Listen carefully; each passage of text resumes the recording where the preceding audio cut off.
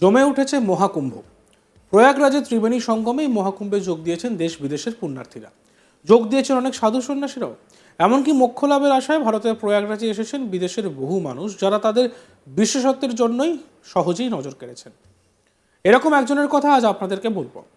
মহাকুম্ভের এই জনসমুদ্রে নজর কেড়েছেন ভীমের মতন চেহারার এক অধিকারী। পরশুরামের মতন তেজ এবং উচ্চতায় 7 ফুট দীর্ঘ এক সাধু। জন্মসূত্রে তিনি রাশিয়ান নাগরিক। তিনি এই মহাকুম্ভে আত্মা প্রেমগিরি মহারাজ নামেই পরিচিত, যদিও আরেকটা নামেও মহাকুম্ভে তিনি বেশ বিখ্যাত হয়েছেন। তার নামটি হলো মাস্কিউলার বাবা। আর এই মাস্কিউলার বাবার নেপথ্যের গল্পটাও বেশ চমকপ্রদ। জানা গেছে 30 বছর আগে শিক্ষকতা ছেড়ে আধ্যাত্মিকতার পথ বেছে নিয়েছিলেন প্রেমগিরি অর্থাৎ মাস্কিউলার বাবা। জানা গিয়েছে আধ্যাত্মিকতার টানে রাশিয়া থেকে দীর্ঘদিন আগেই ভারতে চলে এসেছিলেন তিনি। হিন্দু ধর্মে দীক্ষা নেওয়ার পর থেকে ভারতের নানা প্রান্তে ঘুরে ধর্ম প্রচারের পাশাপাশি সাধনা করে চলেছেন। এক মুখ দাড়ি, বিশাল আকার চেহারার জন্য অনেকে তার নামকরণ করেছেন মাস্কিউলার বাবা। অনেকে আবার তাকে কলিযুগের পরশুরাম বলেও ডাকছেন। যেটা জানা যাচ্ছে, মাস্কিউলার বাবা হিন্দু ধর্মের প্রতি আকৃষ্ট হয়ে রাশিয়া থেকে নেপালে চলে আসেন। সেখানে জুনা আখাড়া নামে এক হিন্দু সন্ন্যাসীদের সংগঠনের সঙ্গে যুক্ত হন। সেখানে দীক্ষা নেবার পর তার নয়া নাম হয় আত্মা প্রেমগিরি মহারাজ। আর এবার মহাকুম্ভে এই আত্মা প্রেমগিরি মহারাজের দর্শন পেতে কিন্তু বেশ ভিড় জমাচ্ছেন ভক্তরা। সোশ্যাল মিডিয়াতেও তার ভিডিও বেশ ভাইরাল হয়েছে। যদিও শুধু এই মাস্কিউলার বাবা নন, এবার মহাকুম্ভে নজর কেড়েছেন আরও কয়েকজন। এদের মধ্যে রয়েছেন এক সন্ন্যাসী হরিয়ানার বাসিন্দা অভয় সিং, যিনি মাসানি গোরখ বাবা ওরফে আইআইটি বাবা এবং আইআইটি মুম্বাইয়ের এরোস্পেস এরোনটিক্যাল ইঞ্জিনিয়ারিংয়ে স্নাতক করেন। পড়াশোনা শেষ করার পর তিনি ফিজিক্সে কোচিং করাতেন। তিনি খুবই তার পছন্দের ছিল ফটোগ্রাফি, তাই ফটোগ্রাফিকে পেশা হিসেবে বেছে নেওয়ার জন্য ট্রাভেল ফটোগ্রাফি সংস্থার সঙ্গে তিনি যুক্ত হন। তারপরে হঠাৎ সন্ন্যাসী হওয়ার ইচ্ছা জাগে। তারপর থেকে তিনি সন্ন্যাসীর জীবনযাপন করছেন। কেরিয়ার ছেড়ে আধ্যাত্মিকতার পথ কেন বেছে নিলেন, এই বিষয়ে তিনি বলেন, ইঞ্জিনিয়ারিং কিংবা ফটোগ্রাফি থেকে অর্থ উপার্জন করতে পারতাম, কিন্তু জীবনের আসল মানে খুঁজে পাইনি। অভয় সিংয়ের জীবনে মোড় বদলাতে থাকে এই শূন্যতা। আর ভ্রমণের পাশাপাশি তিনি বিভিন্ন ধর্মীয় স্থান পরিদর্শন শুরু করেন। কাশী, ঋষিকেশ এবং 4 ধামের মতন জায়গাগুলিতে কাটিয়ে তিনি সন্ন্যাসের প্রতি আকৃষ্ট হন। একাধিক ভাষায় দক্ষ এই সাধু গড়গড় করে বলতে পারেন ইংলিশ। আমরা শুনে নিই সেই সাধু আমাদের প্রতিনিধিকে কি জানিয়েছিলেন। मुंबई से आए हैं, जो इन दिनों काफ़ी वायरल भी हैं और लोगों के कौतूहल का विषय भी हैं। हमारे साथ हैं अभय सिंह, जिनकी खूब चर्चा इन दिनों सोशल मीडिया से लेकर तमाम जगहों पर हो रही है और इस वक्त वो हमारे साथ हैं। स्वागत है अभय जी आपका। सबसे पहले तो मैं आपसे जानना चाहूँगा कि क्या आप साधु हैं, संत हैं, क्या आप दीक्षित हैं, आप हैं क्या? क्योंकि हमने सुना है कि आप आईआईटीएन हैं और आईआईटीएन के बाद मैं ये साधु की वेशभूषा देख रहा हूँ। सही साल बचा रहा है, इससे क्लियर हो जाएगा काफी कुछ। मेरे को कुछ भी नहीं होना है, बट ये दुनिया कुछ भी नहीं होने देती है। उसको लेवल पसंद है। लेवल पसंद है, लेवल लगाते हो ना लोगों में, लेवल से ही तुम जानते हो। जैसे आपने भी ऐसे लेवल लगाए कि आईआईटी का लेवल, आईआईटी का लेवल, साधु का लेवल, संत का लेवल, इसका लेवल, उसका लेवल। बट मेरा तो मेन मकसद है कुछ भी नहीं होना है। तो क्या होना है? वही कुछ भी नहीं होना है, जो शिव है जो कुछ भी नहीं होके भी है, क्योंकि जो कुछ भी नहीं है वो कुछ भी हो सकता है। फिर मेरे पास फ्रीडम है, फिर मैं बंधा हुआ नहीं हूँ। वही तो मुक्त है, वही तो फ्री है। यदि तुम कुछ बन गए तो तुम उस ढांचे में पकड़े गए, फिर तुमको यदि बदलना पड़ेगा तो कैसे बदलोगे टाइम में आने पे? तो आप बिल्कुल यूं ही मुक्त जीवन, मुक्त पर्सनालिटी रहना चाहते हैं। मतलब मेन वही है कि तुम बस जानते जाओ, उस रास्ते पे चलते जाओ और जो भी तुमको सीखने को मिल रहा है सीखते जाओ। जैसे भी सीखने को मिल रहा है सीखते जाओ।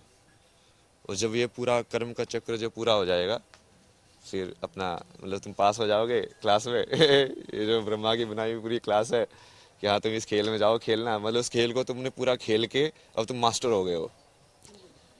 अब तुमको उस खेलने में तुम कैसे भी खेल सकते हो, तब तुमको इंटरेस्ट ही नहीं लेगा खेलने में, वहाँ छोड़ो। तो फिर वो जैसे वो पुनर्जन्म का जो कॉन्सेप्ट होता है, फिर तुम नीचे नहीं आओगे फिजिकल बॉडी के अंदर। मानो कि आईआईटी के अंदर जाने के बाद फिर ऐसा लगा कि यार अब लाइफ में क्या करें। अब कुछ ऐसा ढूंढना था मेरे को जो मैं पूरी लाइफ भर कर पाऊँ बिना बोर हुए। फिर मुझे यार ये इंजीनियरिंग तो एक टाइम के बाद स्टेबल हो जाएगी, मतलब कितने प्लेन बनाओगे यार, मतलब कितने टाइप के प्लेन बनाओगे, एक टाइम के बाद तुमको बस कंपनी में बैठ के वही चीज़ बार बार करनी पड़ेगी। फिर मुझे लगा यार आर्ट्स जो है वो बिल्कुल फ्लूइड एरिया है जहाँ पे तुम एक्सप्लोर करते हुए रह सकते हो।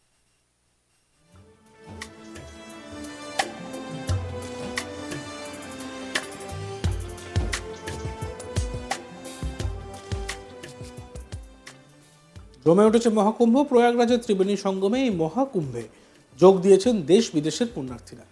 যোগ দিয়েছেন অনেক সাধু সন্ন্যাসীরাও। এমনকি মোক্ষ লাভের আশায় ভারতের প্রয়াগরাজে এসেছেন বিদেশের বহু মানুষ, যারা বিশেষত্বের জন্য নজর কেটেছেন সহজেই।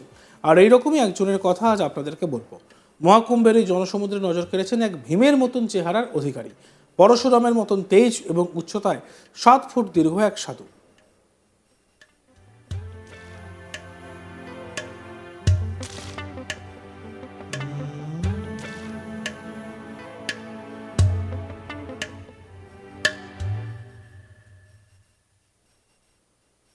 জন্মসূত্রে তিনি রাশিয়ার নাগরিক। তিনি এই মহাকুম্ভে আত্মা প্রেমগিরি মহারাজ নামে পরিচিত, যদিও আরেকটা নামেও মহাকুম্ভে তিনি বেশ বিখ্যাত হয়ে গিয়েছিলেন। তার নামটি হলো মাস্কিউলার বাবা। আর এই মাস্কিউলার বাবার নেপথ্যে গল্পটাও কিন্তু বেশ চমকপ্রদ। জানা গিয়েছে 30 বছর আগে শিক্ষকতা ছেড়ে আধ্যাত্মিকতার পথ বেছে নিয়েছিলেন প্রেমগিরি অর্থাৎ মাস্কিউলার বাবা। জানা গিয়েছে আধ্যাত্মিকতার টানে রাশিয়া থেকে দীর্ঘদিন আগেই ভারতে চলে এসেছিলেন তিনি।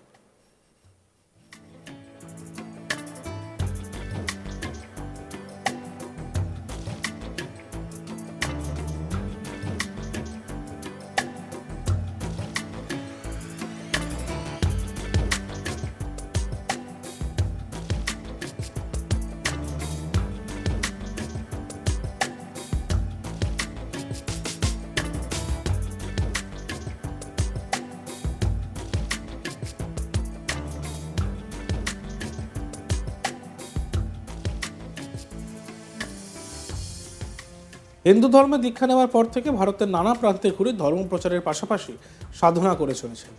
এক মুখদারি বিশালাকার চেহারার জন্য অনেকে তার নামকরণ করেছেন মাস্কিউলার বাবা। অনেকে আবার তাকে কলিযুগের পরশুরাম বলেও ডাকছেন। যেটা জানা যাচ্ছে, এই মাস্কিউলার বাবা হিন্দু ধর্মের প্রতি আকৃষ্ট হয়ে রাশিয়া থেকে নেপালে আসেন। সেখানে জুনা আখাড়া নামে এক হিন্দু সন্ন্যাসীদের সংগঠনের সঙ্গে যুক্ত হন। সেখানে দীক্ষা নেওয়ার পর তার নয়া নাম হয় আত্মা প্রেমগিরি মহারাজ। আর এবারের মহাকুম্ভে এই আত্মা প্রেমগিরি মহারাজের দর্শন পেতে বেশ ভিড় জমাচ্ছেন ভক্তরা।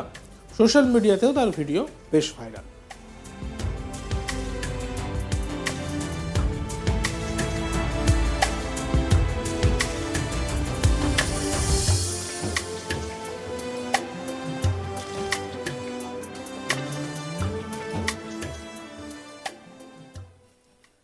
দেখতে থাকুন আজ তাক বাংলা। আমাদের চ্যানেলটিকে সাবস্ক্রাইব করবেন, ভালো লাগলে লাইক করবেন, কমেন্টস করবেন, শেয়ার করবেন।